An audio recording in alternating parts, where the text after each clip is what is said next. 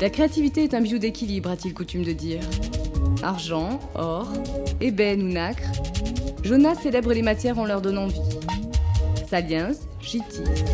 Les noms qu'il donne à ses collections sont autant d'hommages à sa terre d'adoption. Né aux États-Unis il y a 33 ans, il débarque dans la cité phocéenne à l'âge de 8 ans. Entrepreneur artiste comme il se définit volontiers, Jonas évoque la ville qu'il a jadis accueillie. Marseille, pour moi, c'est là où je suis arrivé, c'est mon port. C'est mon port. Puis ça ressemble beaucoup à New York. C'est une ville qui est remplie d'émotions. C'est magnifique.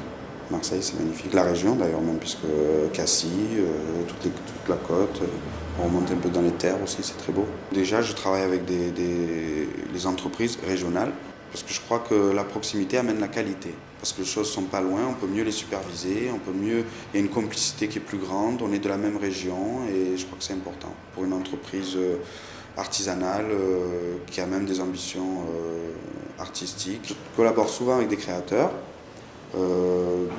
D'ailleurs pour des défilés par exemple, défilés haute couture. En 2001 j'ai fait avec Fred Sattal à Paris. Puis après des petits défilés aussi pour mettre en avant des nouveaux créateurs.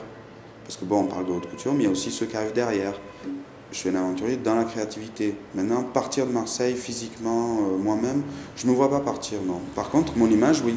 Je me vois vendre les collections Jonas dans le monde entier. Avec aussi cette identité culturelle régionale, qui je pense est une valeur ajoutée sur mon travail.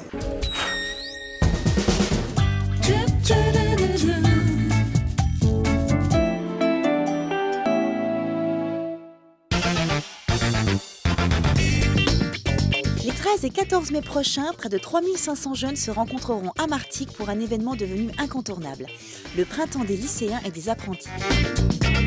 Venus de toute la région, mais aussi de 18 pays du bassin méditerranéen, ils vivront ensemble 2 jours de chaleureux échanges. Au programme de ces rencontres, théâtre, musique, arts plastiques, mode, sport et citoyenneté. Une expérience enrichissante pour les élèves comme pour les professeurs qui voient dans cette expérience un moment de partage unique. L'intérêt majeur, c'est d'avoir un autre contact avec les élèves, d'avoir d'autres rapports prof-élève, de se voir dans un autre contexte et peut-être de montrer aux élèves qu'on est des êtres humains à part entière comme tout le monde et puis qu'on a des envies aussi de rigoler, de s'exprimer, qu'on a des sentiments. Et ça permet aussi par la suite, en cours, d'avoir d'autres rapports et il y a peut-être une nouvelle notion du respect qui se crée avec les élèves. Donc ça peut relancer un petit peu la machine. Donc là c'est quand même une petite évolution. Il y a une évolution quand même notable, c'est qu'ils sont très assidus au théâtre. Ça c'est hyper important alors que c'est pas forcément vrai au niveau de la scolarité. Donc une très grande assiduité et du sérieux. Et ils sont motivés. Eux et nous avons besoin d'apprendre qui nous sommes, à mon avis, autrement que dans le cycle d'enseignement. Ça, on souhaiterait le vivre en fait avec des classes, encore plus qu'avec un petit groupe. Le fait que tous les jeunes soient réunis dans une grande communication alors qu'ils viennent de milieux totalement différents, d'études totalement différentes, ça ne peut être que positif. Quand on est réunis dans un milieu clos, totalement extérieur à ce que l'on fait avant, on a une autre communication. Nous, on le voit quand on les amène en voyage d'études, on n'est plus le formateur ou le professeur, on est l'adulte référent certes, mais on est en même temps, je dirais presque un copain pour qui on a du respect.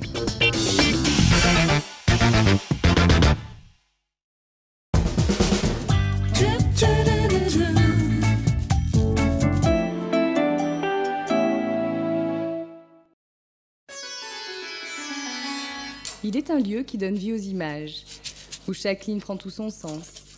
Un lieu magique qui a inspiré les plus grands artistes, un lieu presque irréel, creusé dans la roche par un ermite cyclopéen au cœur du Luberon.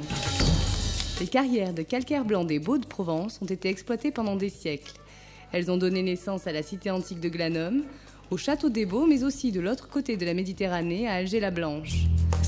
Devenu lieu de spectacle en 1977 sous l'impulsion d'Albert Plessis, Cathédrale d'Images accueille des touristes venus du monde entier. Ici, à Cathédrale d'Images, notre travail, c'est de créer des spectacles audiovisuels en images totales. Nous allons renverser les dimensions, où l'homme va être tout petit comparé à l'image. Il y a à peu près une cinquantaine de projecteurs dans toute la carrière, ça représente 4000 m² de projection, et l'homme ou la femme se baladent dans les images et font partie du spectacle puisqu'ils sont complètement intégrés dans cette image. Et le résultat est à la hauteur des moyens techniques. 30 minutes de plongée sonore et visuelle pour donner à voir une véritable immersion au cœur d'un monde onirique et enchanteur. Van Gogh, l'Égypte des pharaons, les volcans, autant de thèmes qui ont été traités depuis sa création. Et cette année, c'est Alexandrie qui est à l'honneur. Alexandrie la Grande, la grecque.